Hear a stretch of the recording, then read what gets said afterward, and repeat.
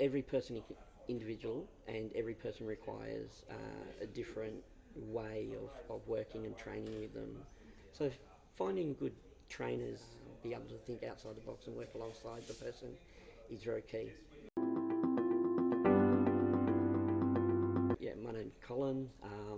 I've worked in and around with people with disability for over 30 years. Mainly started in employment, so I'm assisting people to find mainstream employment and not supported employment. I then moved on to working under the NDIS with support coordination and psychosocial recovery coaching. Um, and I've worked in that area for the last 7, 8 years.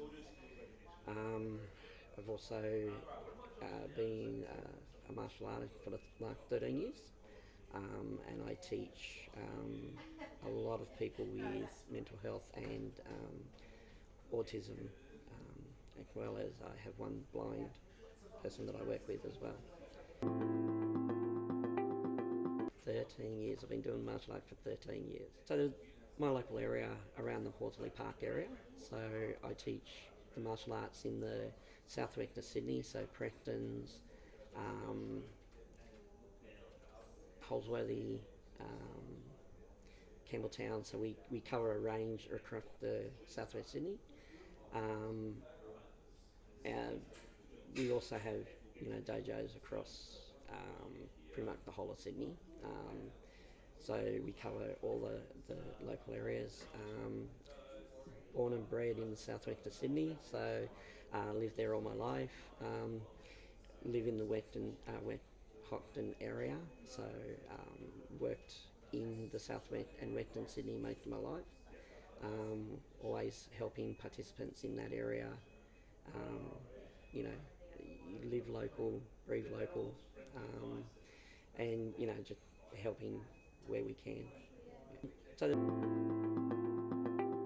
doing a lot of research when my niece decided to be a PT.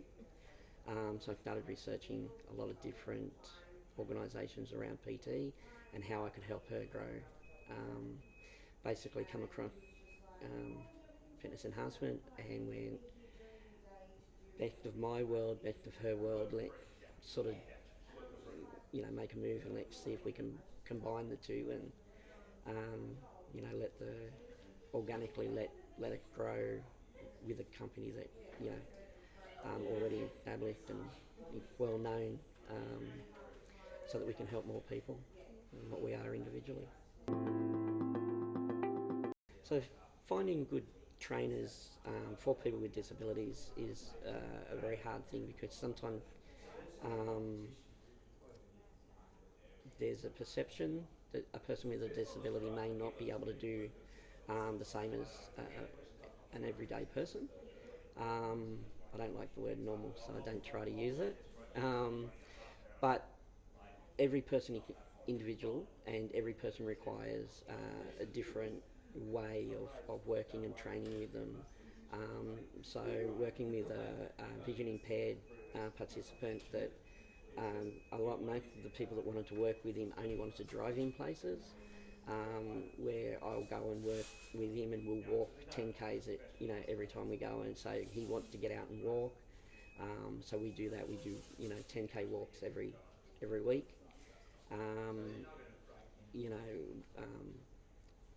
We have working with people that are half paralysed, just working on we use attachment to help with the paralysed part to be able to keep momentum in the muscles and that as well. So just working, and I think finding that person that will just be able to think outside the box and work alongside the person is very key. Well, I think what drives me when I first got into disabilities, when I started working with people with disabilities, it was a time where a person with a disability that was on a disability support pension was required to sit a panel to actually be allowed to look for work. And I was asked to be part of that panel. And the young gentleman had been in an accident where he became a paraplegic in the building industry. He was no longer able to do that, but retrained to in admin work. And when he sat the panel, and the first panel I ever sat on, the panel members from a couple of other government departments said no, he couldn't work, even though there was nothing stopping him from working, except for the wheelchair that he was in. So I call it a bet, but it was they dared me, but I made it that I would be able to find him work within 2 weeks, and got him work that day. So that's what drives me to help people with disabilities.